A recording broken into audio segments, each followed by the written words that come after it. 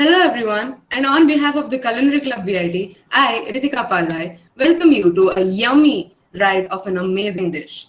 These times have been very difficult, and I think we all can agree when I say we all deserve to treat ourselves. And what's the better way than cooking up a whole meal to enjoy on a peaceful, happy day? So, here with us today is Chef Alistair, the junior sous chef at Radisson Blue Goa. He studied in JHM Meerut and did his training in JW Marriott Goa. Going on to working for 8 years with the Spice Airway cabin crew, he then went on to be a management trainee at Radisson Blue and is currently the chef de partie at Radisson Blue. Today, he's going to show us to make a very yummy dish which has an interesting take on celery and lentils. I mean, of course, we are talking about the lentil risotto. And to top it off with an equally impressive microgreen salad. But wouldn't a meal feel a little incomplete without seafood? Of course, he brings us the gunpowder prawns to our rescue, chefs. So, before I hand it over to the chef, I would like to remind all participants to feel free to follow along with the chef and to drop your questions and doubts in the chat box anytime. And we will try our best to address and clarify all of them as soon as possible. I hope all of you have a wonderful time here today. So, let's get started and make ourselves a nice meal.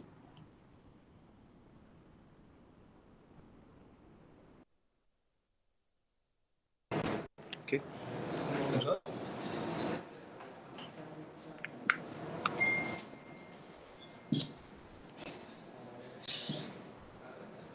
Good afternoon, everybody. This is Chef Alistair Dias from the Radisson Blue Carbon Lawson. I'm currently at the Greek restaurant Greco, and today we're having a workshop for culinary group for Vellore Institute of Technology. And we have penned on a recipe. We are going to be making a lentil risotto with gunpowder crusted prawns with a microgreen salad. So quickly, I'll take you to the overview of the ingredients. We'll be having fresh tiger prawns, organically from the farm raised tiger prawns, followed by our ingredients for our stock, which we'll be using: cumin, bay leaf, Kashmiri chili, we have onion, carrot, peppercorn, green lychee, followed by gunpowder, cherry tomatoes, olives, feta cheese, onion, lavender, oregano, garlic, crushed pepper, parmesan, butter, golden red rice, green mung dal, masoor dal, black urad dal, olive oil, and we'll be having our thyme. Followed by our microgreens, which we have freshly grown in our greenhouse. So followed, we are having broccoli, we are doing sunflower, we are doing purple sago, and we are doing rose radish, as well as mustard. So the entire workshop will be break down into three parts. The first part is we'll be doing the preparation of the stock. Secondly, we'll be showing you how to butcher the prawn in the right way. Third part, we'll be going on how to make the lentil risotto. So we start with our stock by induction. Normally, if you're using a gas range, you can keep it on medium flame. Here we're using an induction, so we are keeping at the temperature between 160 to 180 degrees Celsius. So to start off with, we wait for the pan to get hot. Once the pan is hot, we add on the garlic and onion and olive oil. So as you can see, since we are using the elements of the spices, most of the spices that we are using are Indian spices, which help us incorporating the flavor and the taste to our stock. To start our stock, we would be using the same ingredients, but at the same time, we will be dry roasting them, and then we would be adding on to the water. We're using 500 ml of water for the stock. So to start off with, we'll be dry roasting our spices. So we'll be using a tablespoon of cumin powder, whole cumin, using dry Kashmiri chilies, using bay leaf,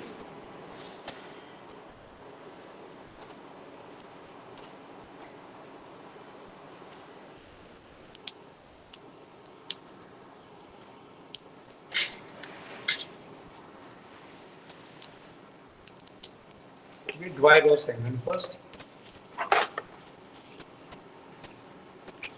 make sure you don't burn the spices, because if you burn the spices, the color and the texture of your stock will be dark. We are looking out for a light stock.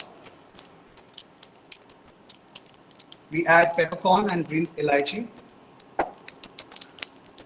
and reduce the flame.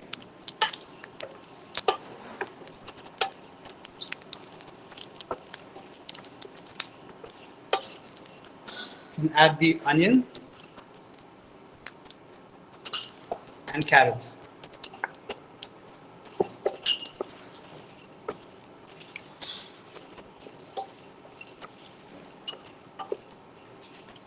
So we wait for your onion and garlic, onion carrots to be cooked.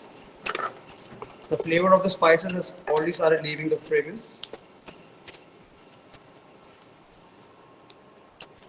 You can use meat bones as well in case you're looking out for a chicken stock. Here I'm using the prawn shells to get a seafood texture.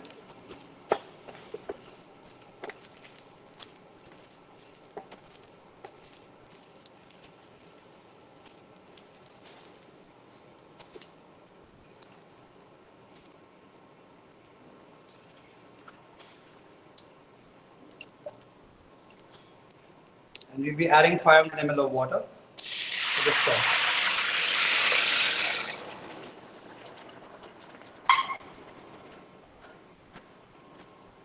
We let it to simmer and we leave it.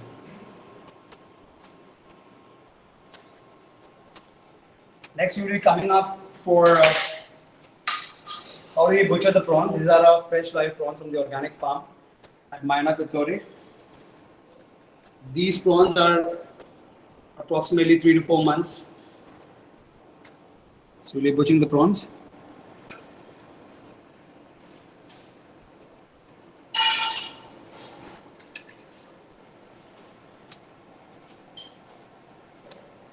As you see, the prawns are live.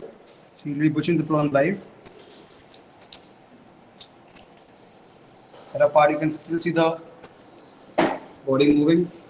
We're planning using fresh prawns.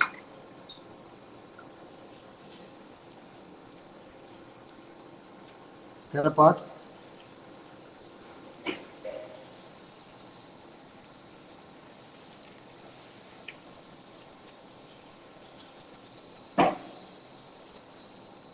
So with fresh prawns, the skin and the outer skin is a little difficult to peel because these are fresh and it doesn't leave the flesh.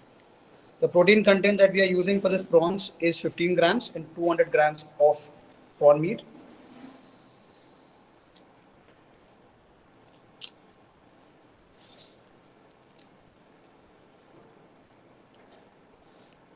The prawns have been bred in the natural habitat by the riverside using the river water and has been continuously being fed to get the consistency. No artificial substitutes have been added. If you see, if you go to the market and you get the prawns on the market, it gets very easy to peel the outer part of the skin. But since these prawns are fresh from the farm, and since you have just butchered it, it gets a little difficult. But that's the best part because the freshness of the prawn remains.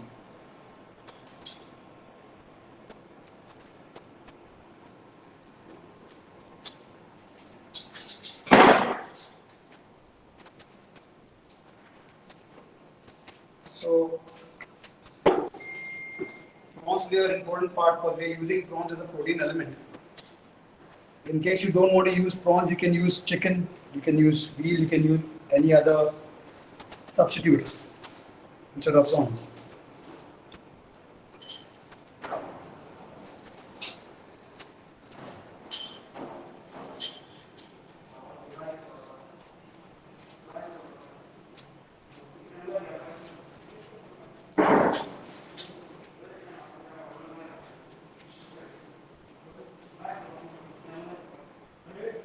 So the prawns that we are using currently, you can see them.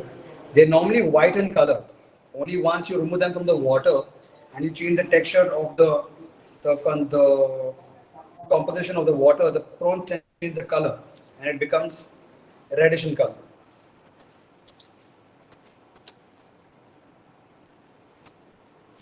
So right butchering of the prawn is really important because in case you don't remove the vein, don't devein it in the right way, that can lead to indigestion and it can lead to a digestive problem.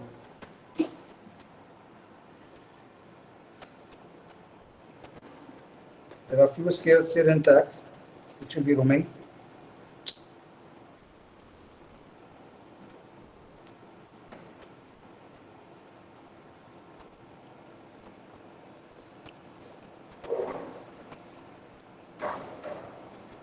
The prawn we have skinned it. Now we will be butchering the prawn. Butchering of the prawn requires a little skill because in case you leave the vein,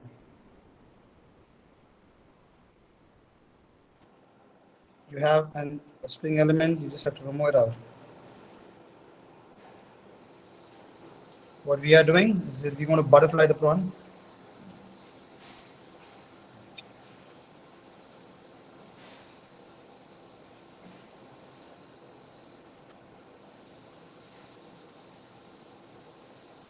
Once we butterfly the prawn, we turn it back.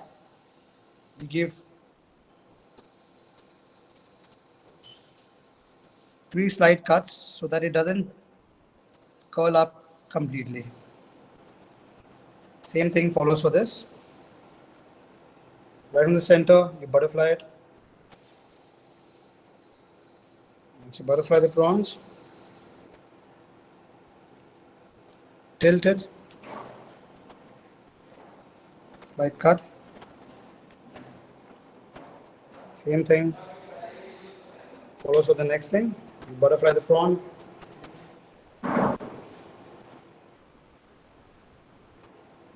Bend it. 3 cuts. The most important part of this prawn is the weapon. If you're keeping the tail, since I'm using the tail, this part which is there for the prawn is the weapon of the prawn. And these are normally attack. It's an hard thing if you see. So we cut it. It's something like this. So you got to remove that part of the prawn. Again, we just cut it. Same thing for we cut it. The marination that we are doing for the prawns is very simple. To keep it simple, we're taking a mixing bowl, using some pepper powder, a little bit of salt, and lemon juice.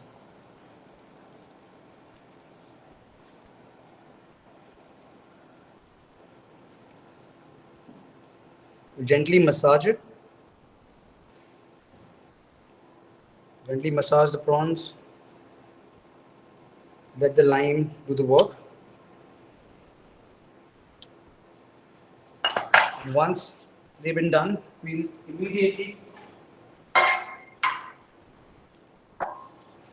use gunpowder. Gunpowder is a spice from southern India. It's a mixture of spices and lentils. Very famous in South Indian cuisine. So we'll be using gunpowder to crush our prawns.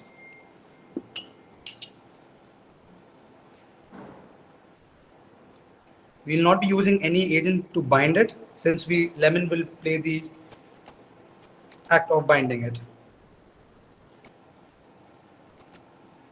Crust it. Number 1 prawn is ready. Have your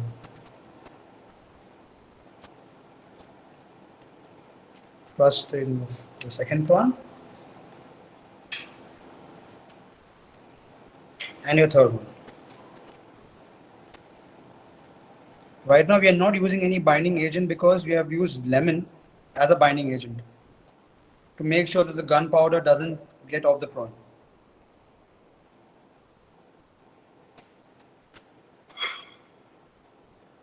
So once it's been crusted, we place it aside.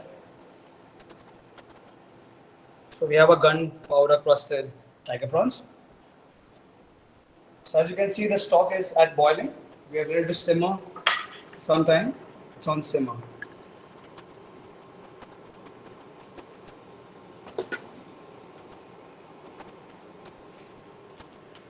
Now we'll go towards making the risotto.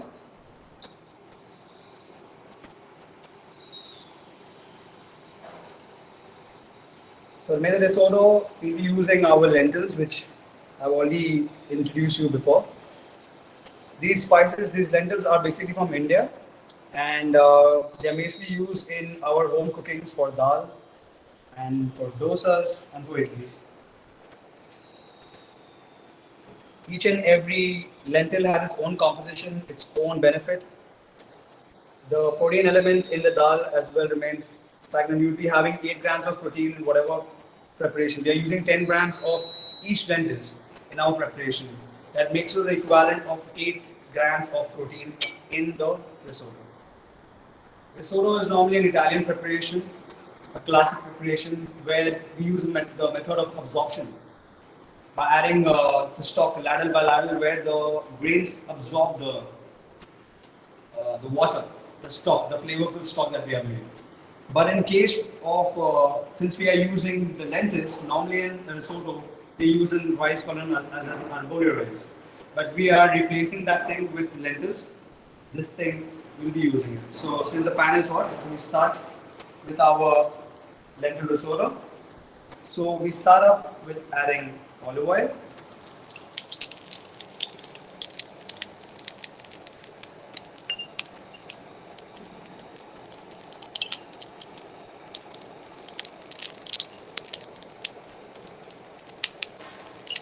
So you add the olive oil, adding garlic, onion, and make sure you use a wooden spatula, and we add some thyme. Keep it on, so you're using like temperature of 100. In case you're doing it on the gas flame, keep it on medium heat.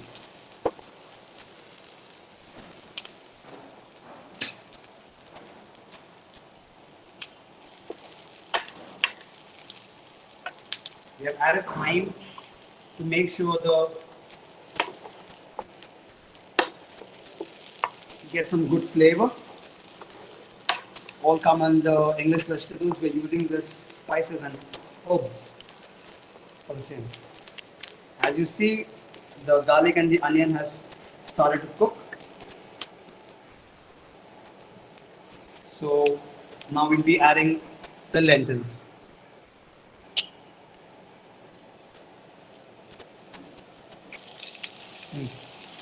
Approximately 10 grams.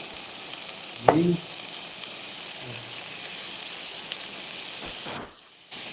10 grams of green dal.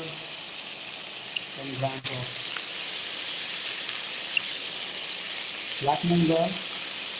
Using urad dal, which we normally use in dosas.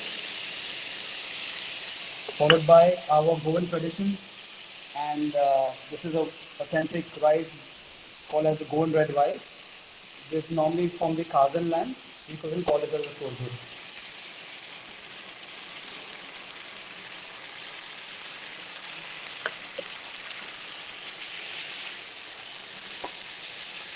We eventually mix all the lentils along with the garlic, onions, olive oil, and the thyme.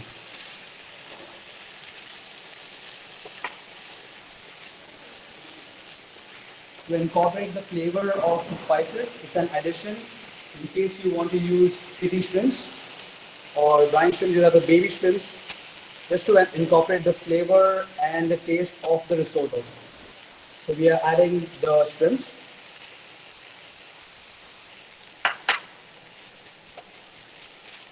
Gently sauteing it.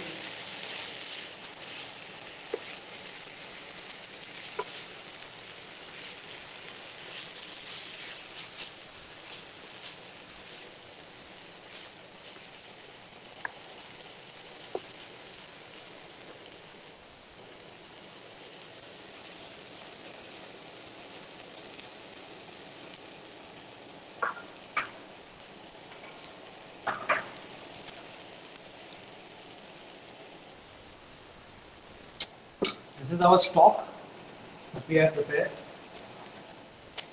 Usually your stock takes approximately 35 to 45 minutes to prepare.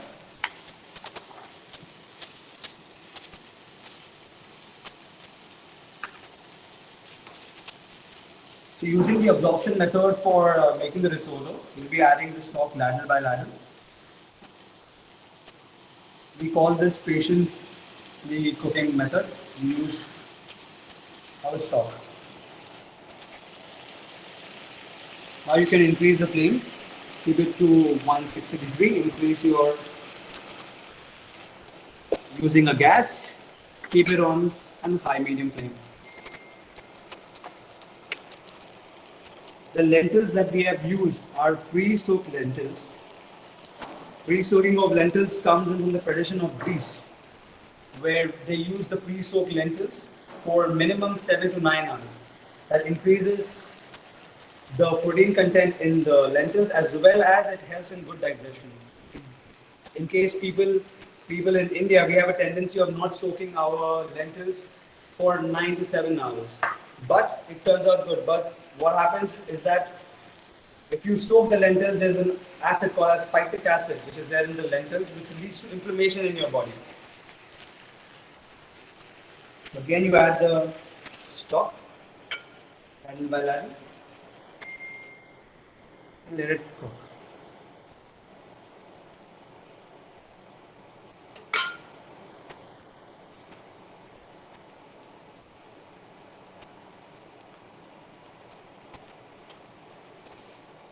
Again, using a wooden spatula. There are two stages of adding the salt. First is 40% of your preparation of your cooking method. That's when you add the salt. That's right now. So we add salt.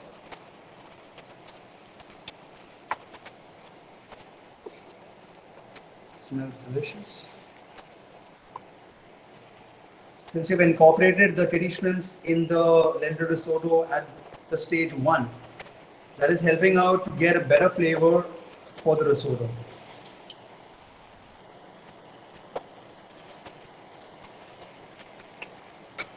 This recipe is being curated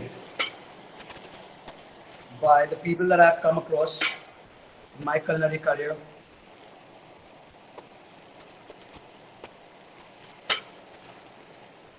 So as you see, the lentils are absorbing the stock that we have poured in ladle by ladle. You will see a starchy consistency that is getting incorporated.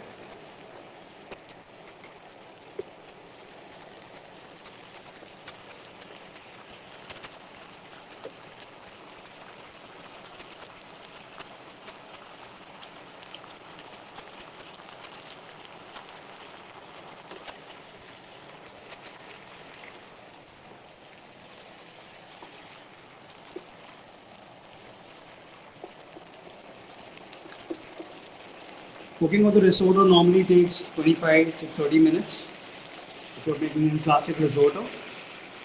Since we have soaked this thing, it is enhancing the method of cooking the risotto.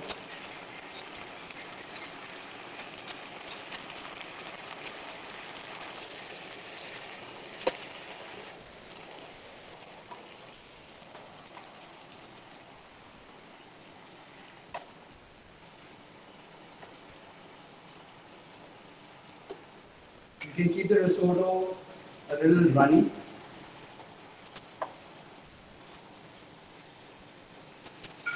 Can you add the stock ladle by ladle? Do not add the entire stock once for all because it will mess up the entire method and the outcome will not be as finishing and promising.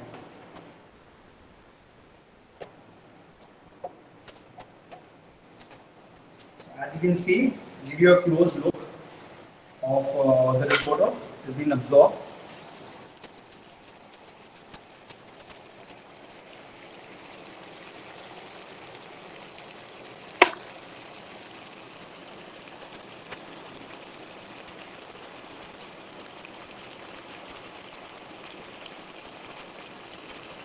While we let the risotto cook, I would give you an overview about the microgreens that we have grown in-house. So we have done mustard, we have done horseradish, this is broccoli, this is sunflower, this is purple sango radish. Each and every microgreen has its own benefits and own nutrition. Microgreens are nothing but the first shoot of any seed. It is not same as sprouts. The nutritional content for the microgreens stands 10 times more than your regular vegetable. So perhaps if you're using broccoli, if you're using 100 grams of broccoli, it gives you a protein content of easily to 4 to 5 grams of protein. So the salad that we are incorporating right now, we will be using 5 different kinds of microgreens. You'll be using the red amaranth, you'll be using purple sango radish, you'll be using horseradish, you'll be using broccoli, and we will be using sunflower. Each and every microgreen has its own consistency, own texture, own taste. If you're using radish, you will have a similar pungent kind of a taste. If you're using sunflower and incorporate the crunchy and the nutty texture and the taste. All of the microgreens are grown in-house using compost and coco peat.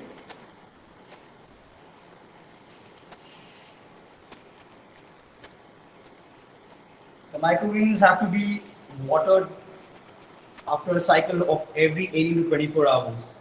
They are very delicate species and require acute attention. We grow the microgreens in soil. The process of photosynthesis plays a major role in growing of microgreens. You cannot grow the microgreens in a closed environment since the process of photosynthesis requires some sunlight so that it generates some sun kind of chlorophyll for the plants to grow. As you can see the broccoli, you will just see 2 leaves. So these are ready to harvest. So to harvest the microgreens,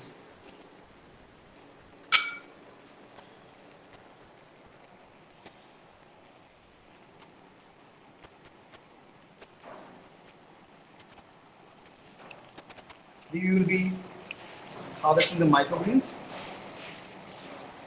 Very delicate. So I intend to use. So you just take out the stem.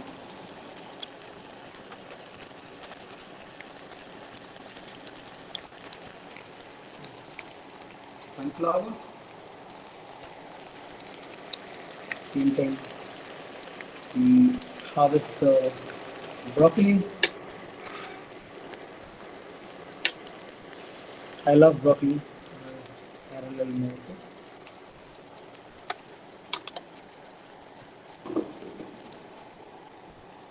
We harvest your purple sago.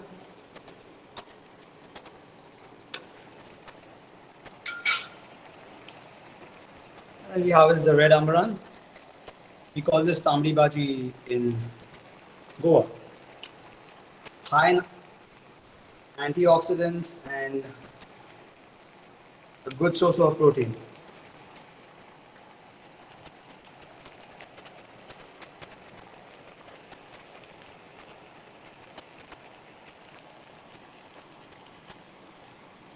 They are even using bok choy.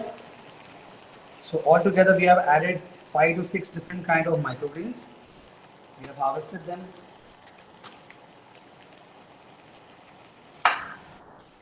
Someone has raised their hand. Do you have a doubt, please? Yes, please.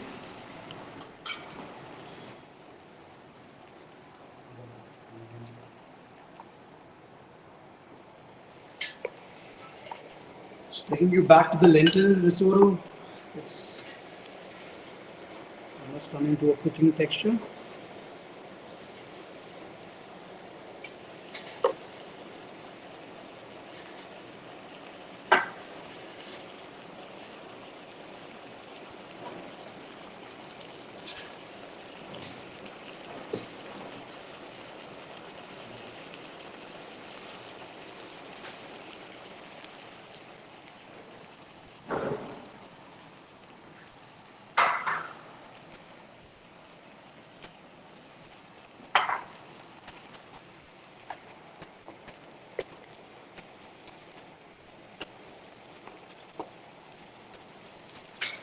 After harvesting the microgreens, second is you take a paper towel, you put the microgreens in water so that the excessive residue or sediments that are there from the tray remains in the water. You delicately handle them, lightly, and then you leave it on the paper towel. But keeping it on the paper towel, what happens is the excessive water that is there will drain out, the water paper will absorb it.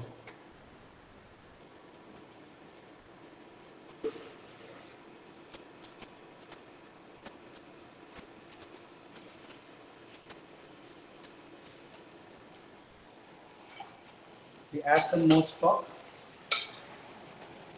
As I told you, it's an absorption method, ladle by ladle. Patiently you cook it.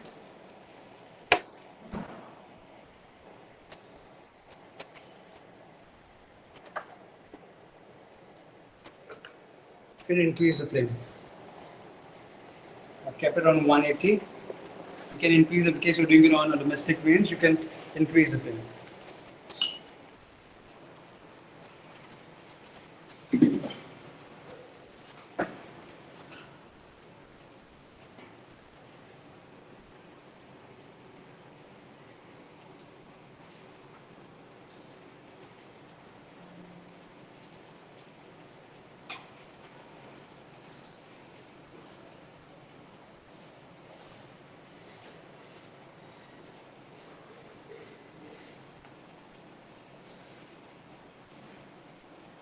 So finally, for the plating, we'll be normally using edible flowers, which we have again grown in our greenhouse. Here at Radisson Blue, we believe everything has to be, we do it in an artisanal way. Everything that we do is totally by our heart, by our soul. We are very passionate about cooking, the chefs out here. The mentor, the people who are guiding us in things are very passionate. So I'm very passionate about it. And they give us an opportunity over here to grow in such a way that we can display our culinary expertise and our skills. And I would really like to even thank VIT Vellore for giving us such an opportunity.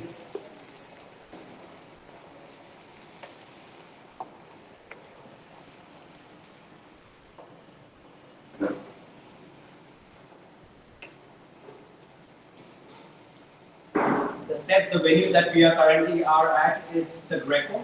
This is our Greek themed restaurant, the only Greek restaurant in South Goa. We do authentic Greek menu at the Greco. It is at the lobby level at Radisson Blue Kavilosan. So in case you're in Goa or you're planning to visit Goa, don't forget to come to Greco and experience the culinary experience and the Greek food down South Goa.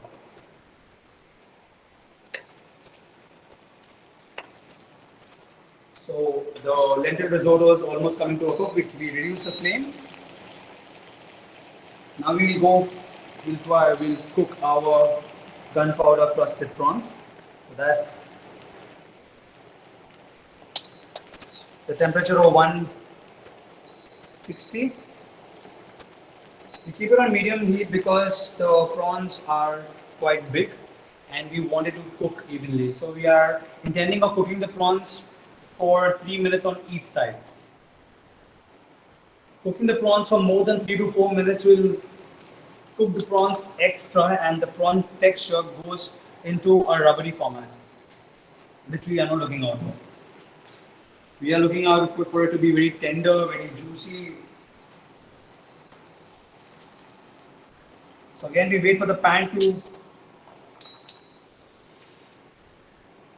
become hot.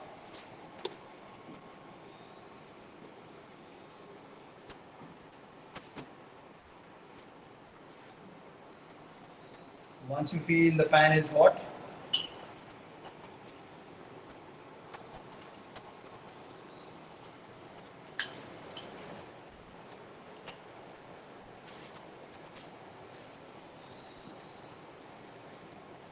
after some time,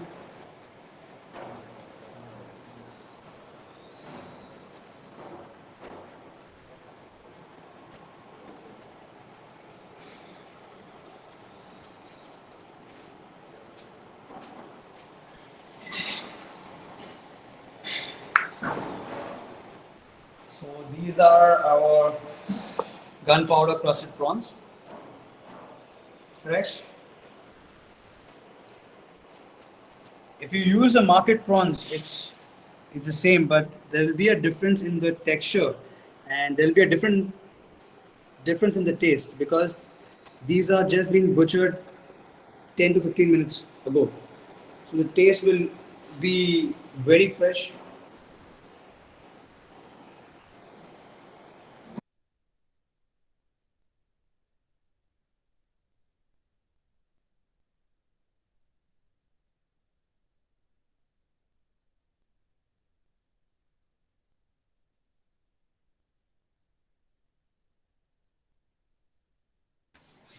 Chef, you have muted your video. Method for cooking prawns is that prawn is such a ingredient for us as chefs. When we use it's a very delicate ingredient. In case you cook the prawn, overcook the prawn will turn out to be very rubbery, very chewy. I'm looking out for that. The ideal time to cook a prawn for a tiger prawn of this size is 3 minutes on each side. That is the ideal time and ideal time. In case they are small, you can reduce the time of cooking and the heat should be high. In case since we are cooking the tiger prawns which are fat and it is big, the cooking time will be less, the cooking time will be more. At the same time, the flame that we are using will be less. So we'll be cooking on a shallow fry. So to start up with the gunpowder crusted prawns, again we will be using cold pressed coconut oil to give it the texture and the taste of. Chef, we have a question. How does the cooking time vary depending upon the type of prawns used? For example, if you're using a smaller prawn, the cooking time is less, but the flame is high. Simultaneously, if you're using a big prawn, the cooking time is more, but the flame is low. So you can choose any prawn. It's not a matter. You can use a big prawn, but if you're using a big prawn, the size that we have used, the tiger prawns, these prawns we are cooking for a longer time, but we are cooking it for minimum 3 minutes. So in case you're using a small prawn, you keep the flame high, and you can get it out between 1 to 1.5 minutes on each side. So our pan is hot.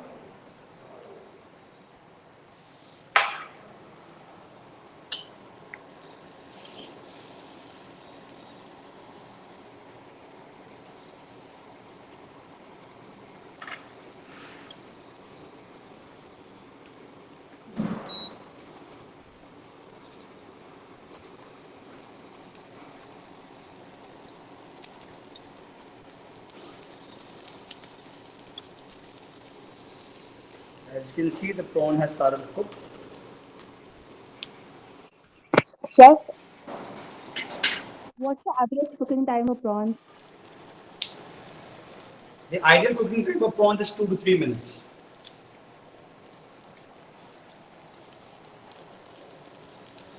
Anything about 2 to 3 minutes will make the prawn very chewy and very rubbery, not appealing to look, and even the texture would not be good for you because it will be very rubbery and chewy.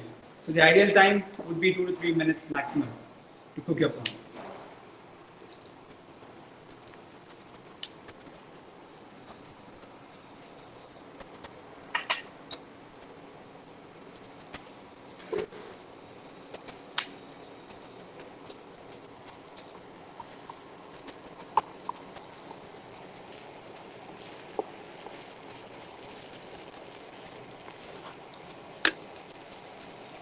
Then we'll be adding some stock.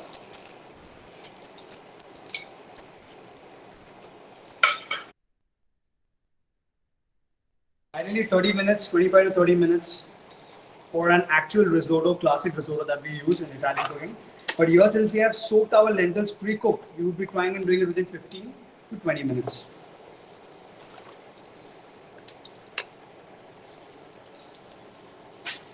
Now we turn our prawn.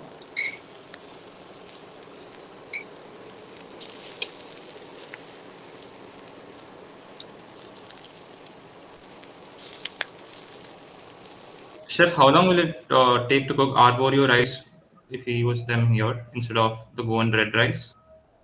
That would take approximately 20 minutes.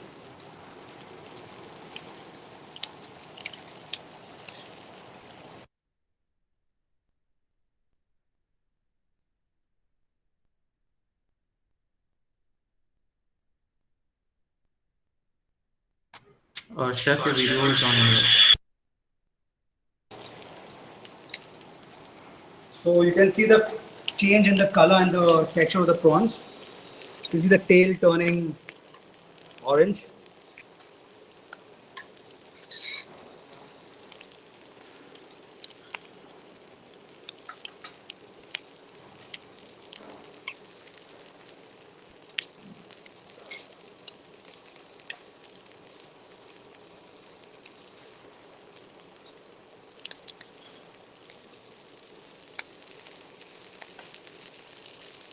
And add some coconut oil as well, in case you feel that the oil is less.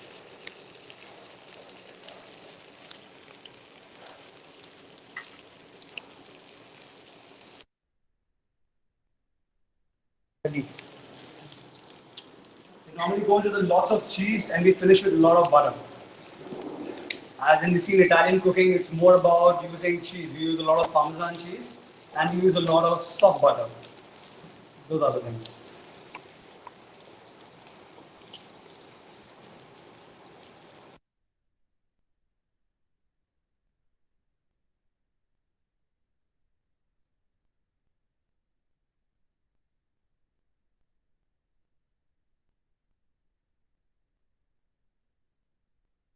To give an exact and authentic flavor of South India, here in Goa and the south parts of India, we use coconut oil in cooking that incorporates a good flavor to the fish or the prawn.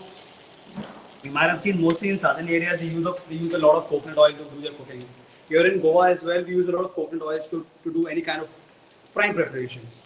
As since you're talking about the lentil risotto, the risotto has been eaten by Italians. So as we eat biryani in India, they eat risotto in Italy.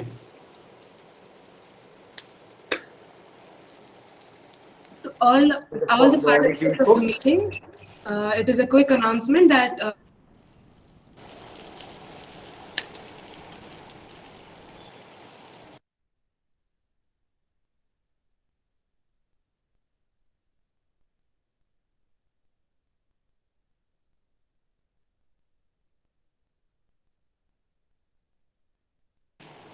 So now we will be finishing our risotto.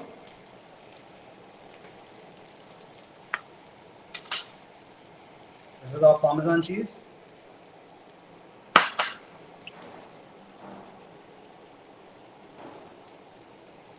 Butter. This is the magic.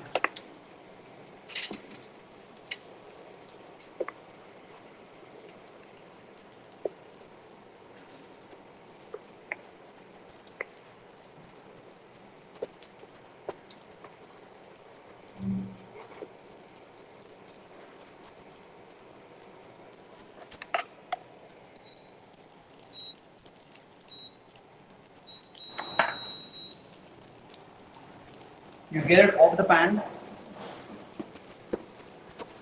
and you finish the risotto.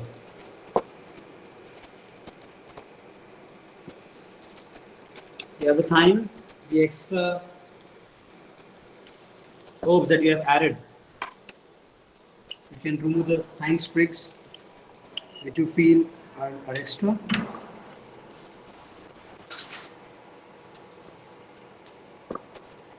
Some more butter.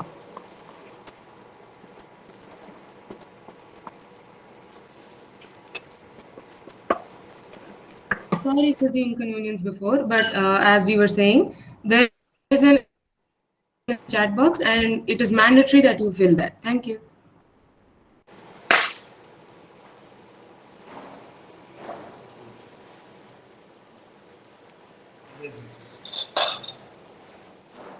So now we go on the plating part.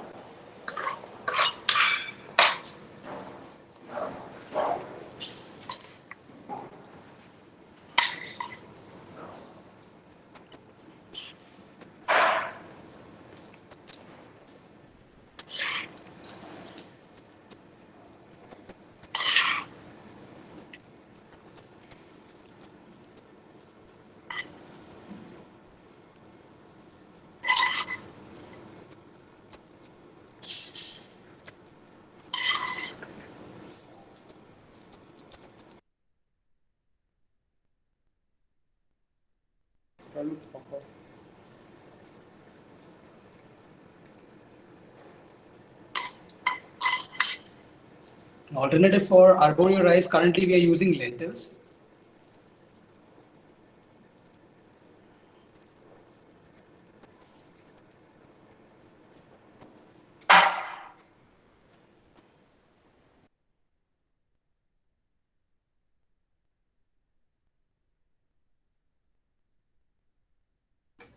Chef, there is a question. Can we use any other cheese, and which cheese would you recommend for the risotto?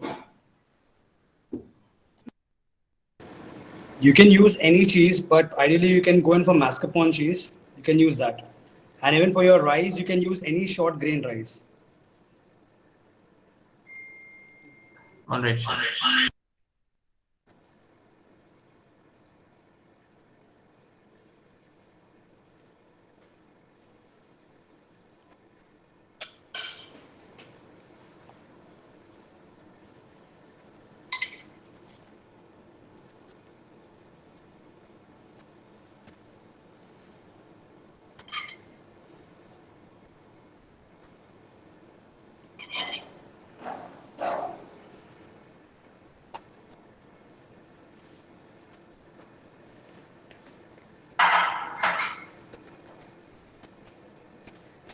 I will be making a dressing for our microgreens.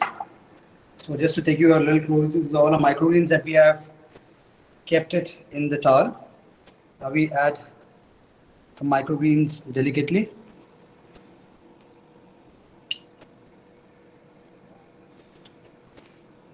Use olive oil.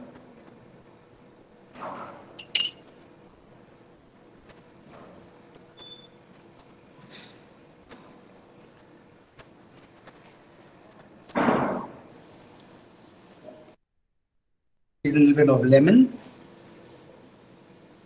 and a dash of oregano. Gently mix it.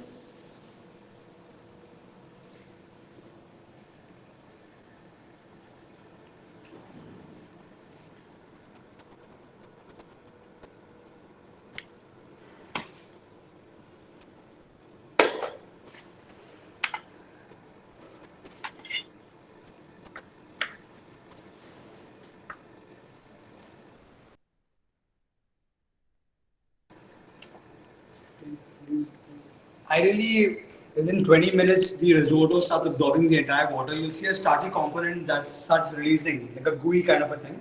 That's when your risotto has been cooked. These are cherry tomatoes we add in. Plating is all about mindset. What's in your mind, that's on your plate. These are fresh lavender.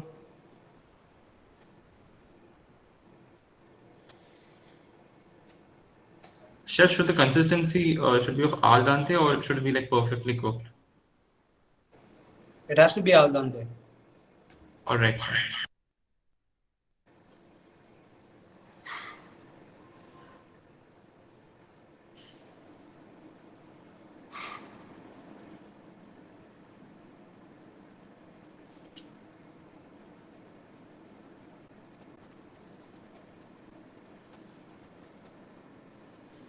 This is feta cheese.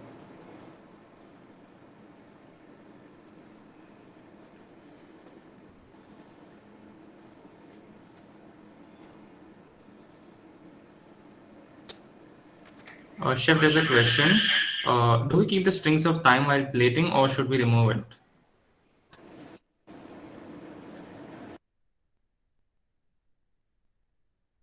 That depends on your preferences. Few people like to have the sprig in the meal just for the flavor purpose. In case you don't want to keep it, you can get it off. In case you want to keep it, you can keep it. It has to be a personal choice. All right, chef.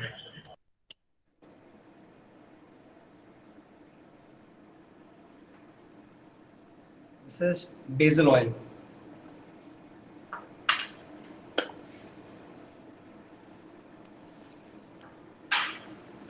So this is our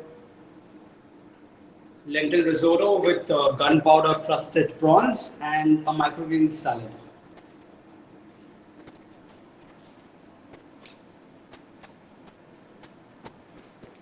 So I hope you guys enjoyed this workshop and we could tend to deliver you our culinary skills and expertise. If you have any questions, please let us know. And I really like to thank VIT Vellore Institute of Technology for giving us this opportunity so that we could showcase our culinary skills. And looking forward to do some more workshops with you all more closely, get some crazy recipes and interesting recipes, some different kind of an experience where get some different kind of ingredients which are live that makes the session more interactive and more you guys enjoy doing it, whatever you all do. Any questions, please ask me. Otherwise, the risotto is right here for you. Anyone have any questions? You all can ask it with the chef.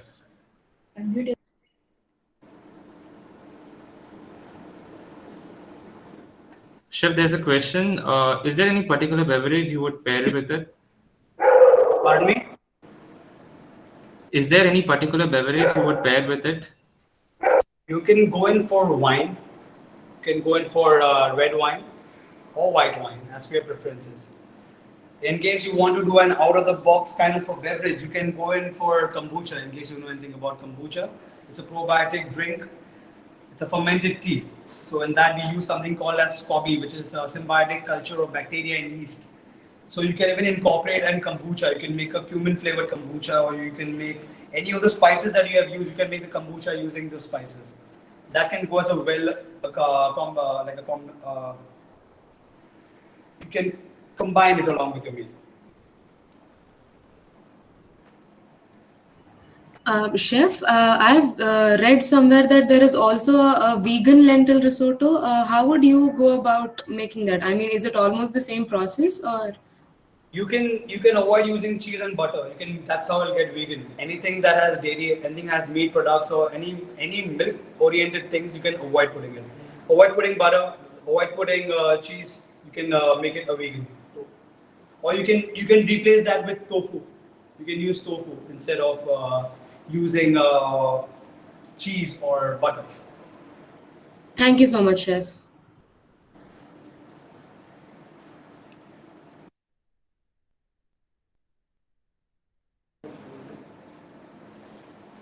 Any other questions?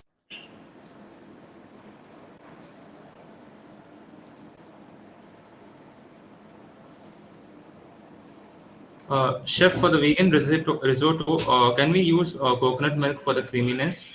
That's perfect. That's absolutely an amazing substitute. You can use coconut milk. All right, chef. Anything else you guys have, please feel free. Anything you want to know about how do you grow microgreens, how do you harvest it, anything about microgreens, anything about fresh tiger prawns, anything about different kind of produce, anything, please feel free.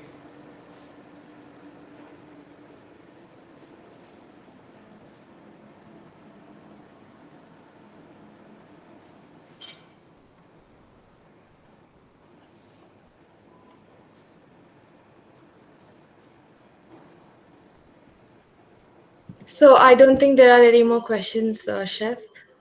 Oh no, wait, one more question. Could you elaborate on how to harvest microgreens and how long do they last? Okay, harvesting of microgreens is a very delicate procedure. It has to be handled very gently. You, I can just take you for an overview. For example, if you're harvesting the microgreens, these are ready for harvest. These are in a phase where they have not yet shot up. This requires another 2 days. You see the first tray. This is a procedure when we have already done it. This requires 2 days for harvesting because you have not seen the primary leaves come out. Same thing with this as well. The primary leaves have not come out. Come up to this, the primary leaves have already shot up. Moment you see two leaves, like you can see these two leaves that are over there.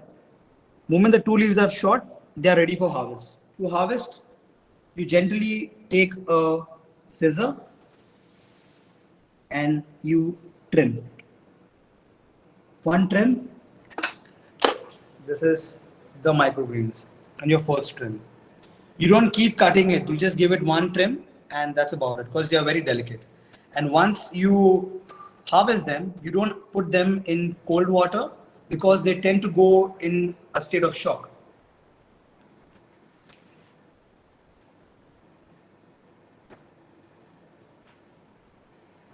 Chef, And there you are was looking out another.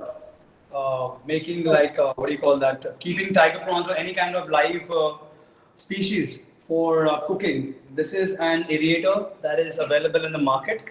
It is a USB aerator through which we are supplying oxygen to the prawns.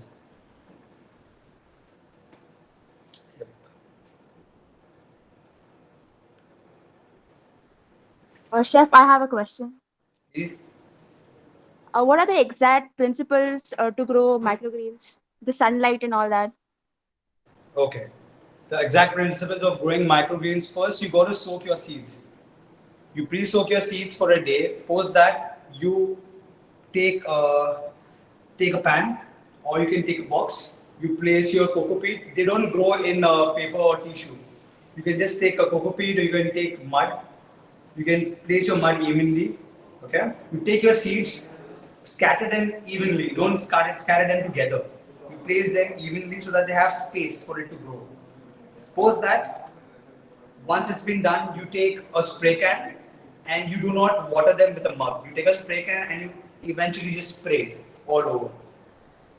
And in regards to the sunlight, once in the entire day, you have to give it minimum 30 to 40 minutes of direct sunlight. In case it's not possible to give direct sunlight, you can do is that you can place it near any source of light because this process totally takes into a phase of photosynthesis. Unlike sprouting you just require water and your grains will sprout. But in the case of microgreens, you use the process of photosynthesis, where the main element and the base is mud or coco peat, or you can use compost for growing these things. Right time, right amount of water has to be given to the plant because it's a new and a nurturing baby. So you have to use the right amount of water. Excessive water can kill your microgreens. Excessive heat can dry out your plants. So keeping all those elements in mind, you choose a right time, you make a proper schedule, a proper itinerary as of when and what time you need to micro. Like what we do at Radisson Blu, we have a greenhouse. So we have an entire register where we maintain what seeds, what seedlings are being put at what time, when they have to be given sunlight, when they have to be given the right amount of water. Keeping all those parameters in mind, we make sure that our entire team, our entire culinary team, when we deliver any product to our guests, we make sure that we give them the fresh and the best produce.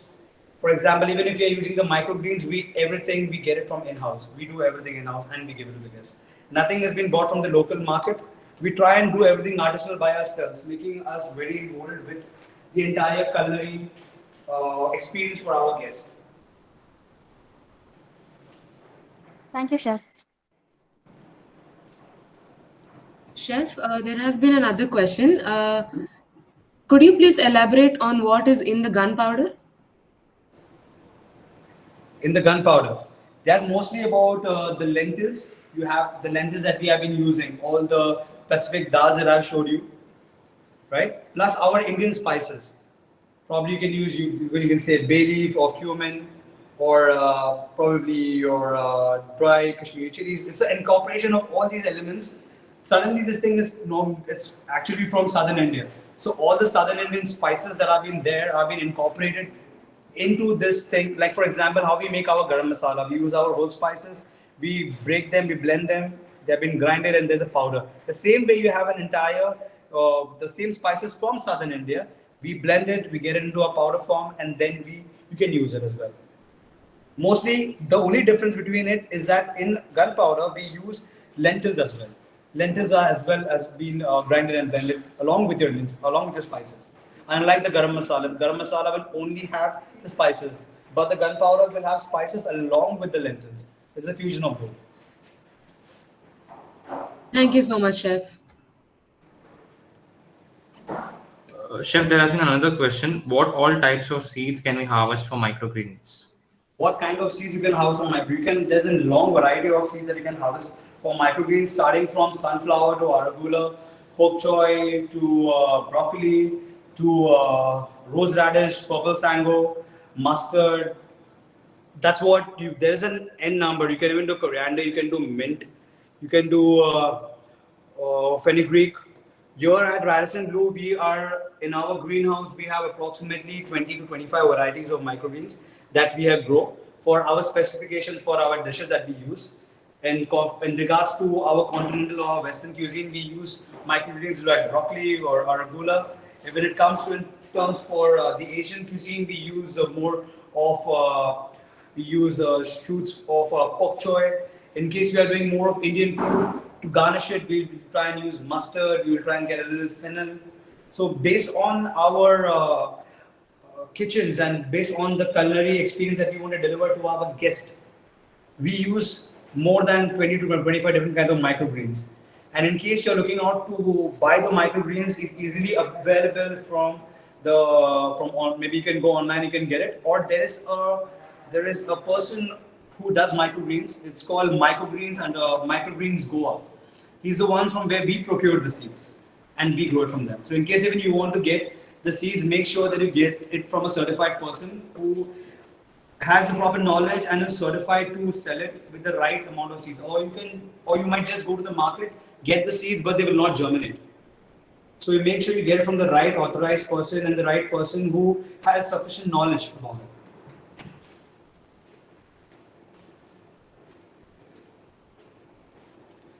Thank you, Chef. There has been another question asked, which is, why did you why the string type of material is removed from the prawns, where most of them cook directly without removing? Okay, that's normally when you see for the prawns is into three parts. Your first is your head, then is your meat, and then you have your tail structure. So moment people, they first remove the head, then they will remove the top part of the skin. Then comes up to deveining. The right procedure, the right method to butcher a prawn is to first remove the head, remove the skin, remove the tail weapon, and then we go in for deveining. Deveining is a process where we remove the gut. It is a fine thread that is there between the meat of the prawn and the shell. A fine kind of a spring that holds a lot of toxic elements. It's a digestive tract for the entire prawn. So in case you don't remove that thing and you have it, there is a high possibility that it can lead to diarrhea. Therefore, we remove that part of the prawn and then we use it. At least in the 5-star hotels and even in the places where the coastal touch is there for the people, they have a tendency of removing it. Just to make sure that it doesn't affect or upset your tummy. Keeping all those parameters in mind, we make sure that that's when we remove the part. If you want, I can take you to a quick overview of the prawn.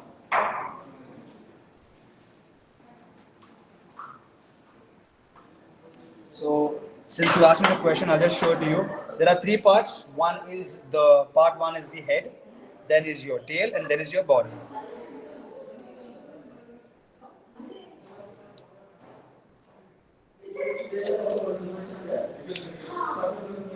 Right. So you remove your entire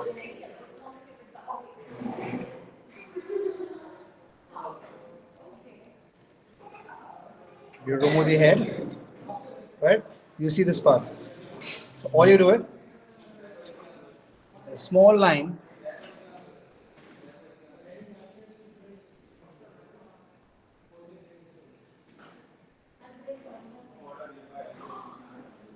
You can see this thing.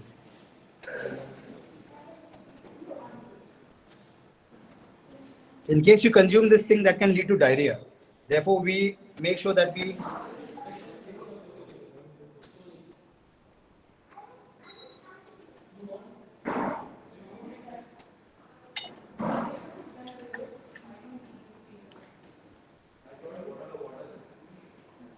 Any more questions?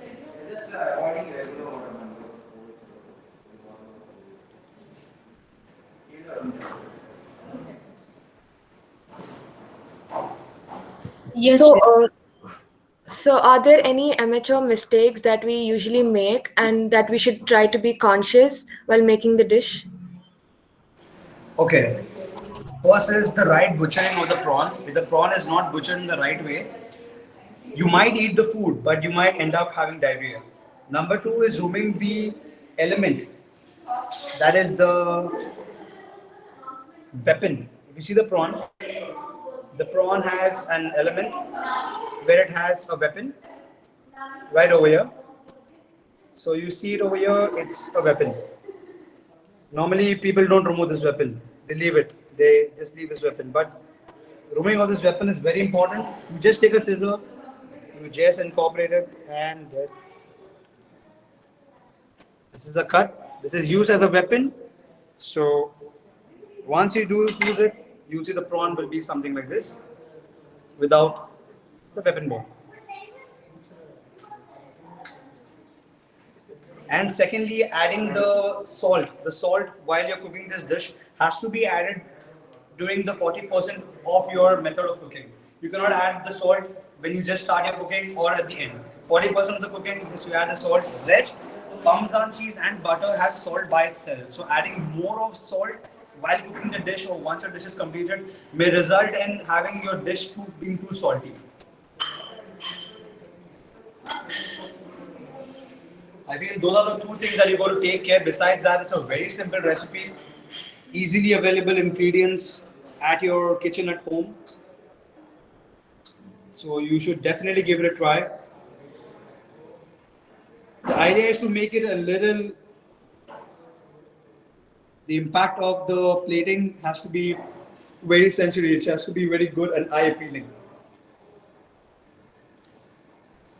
When I have done the entire calorie breakdown for this meal, the nutritional meal that we have done, the prawn is giving us on an average around 16 grams of protein, and the lentils is giving us a grammage of around 4.5 to 5 grams of protein. So this entire dish is 20 grams, not forgetting the other 3 to 4 grams of protein that we have incorporated from 100 grams of microgreens. So together this entire dish comes at around 25 grams of protein and a calorie breakdown of around 490 calories. That makes this an exclusive and a very nutritional meal either for lunch or either for dinner.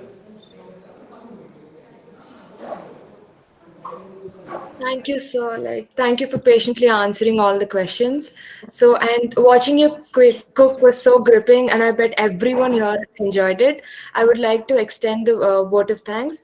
And like said, no event can happen without the provision of a vast network of people. It's an honor to have been asked to offer the vote of thanks. I, on behalf of VIT and Culinary Club, first of all, want to thank the chief guest, Chef Alistair, who has given us vital time from his busy schedule to attend this webinar. It's been an absolute pleasure unraveling and magnifying the culinary closet with you, sir. And we really enjoyed you watching cook, and we would definitely try and visit Greco if we were in Goa. I would like to extend my thanks to all the volunteers, coordinators, and participants because of whom which this workshop was made possible. If your question wasn't answered during the live event, or if you have any further questions, please feel free to reach out on us on our Instagram page, and we will surely get back to you. You all have made this workshop more interesting, and we hope you all learned from it and enjoyed participating in it as much as we enjoyed having you here. Do send in a picture of your creation on the WhatsApp group once you're done, and we will feature the best of your work on our Instagram page. The Culinary Club plans to host more events and workshops in the near future, and we look forward to having the same level of enthusiasm and participation, if not more. Thank you. Thank you, sir. Thank you so much. Once again, I would like to reach out and thank Vellore Institute of Technology and the entire team that has been working towards making this workshop a successful one. And our participants who have, they have been dedicatedly watching me cook and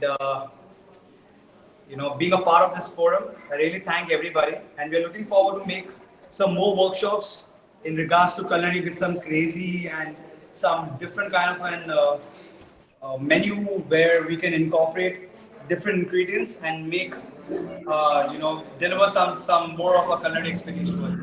Thank you so much. Thank you, sir. Thank you so much. Thank you, Chef. I'm sure you'll have a lot of attendees from VIT Vellore as soon as this pandemic opens up after this workshop.